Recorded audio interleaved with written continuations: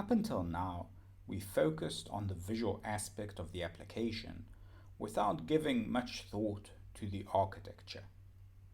Sometimes we start by designing the model or underlying logic, and sometimes we take a more top-down approach. In mobile, I like starting with the UI design, as this is such an important part of the product experience. We'll start by breaking the UI and business logic apart. The first step is understanding the pieces that are involved in the backend model. We then need to integrate that model data into the UI code and decide on the right point of separation between the model and the UI. I don't spend much time in front of a whiteboard drawing architectural diagrams. Architecture is usually an iterative process where I can adapt the design to match the evolving need. Good architecture starts with necessity. I needed the dish class to represent the data model before, and now it's a great point to begin with. Our UI already communicated some of the necessity from the model. Dish is obvious, but the main UI maps perfectly to a restaurant menu. The checkout UI maps to a specific order, which we should also represent within the model.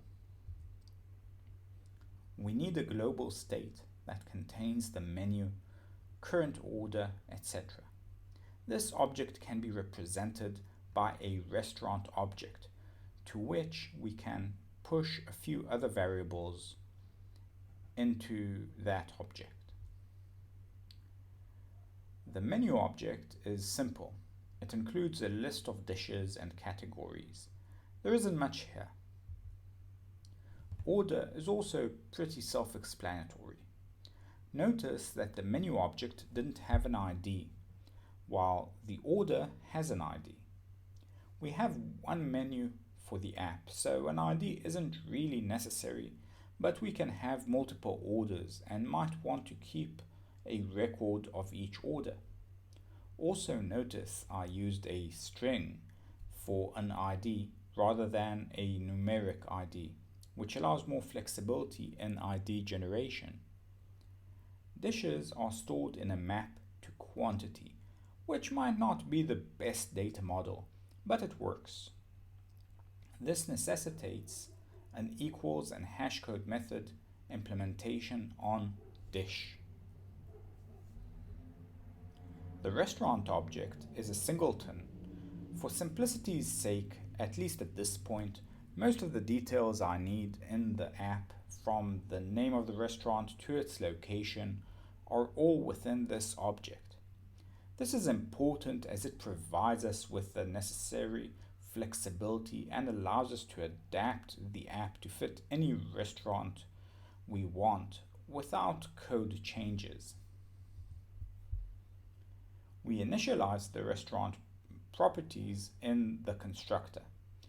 I've snipped this a bit to keep it narrow, but generally we set the values from a properties file so we can customize this easily. I hard-coded the menu and dishes at this point, so we don't need to deal with the complexities related to this set of features. As I mentioned before, the restaurant is a singleton. I load the values for it from a properties file within the app at this point.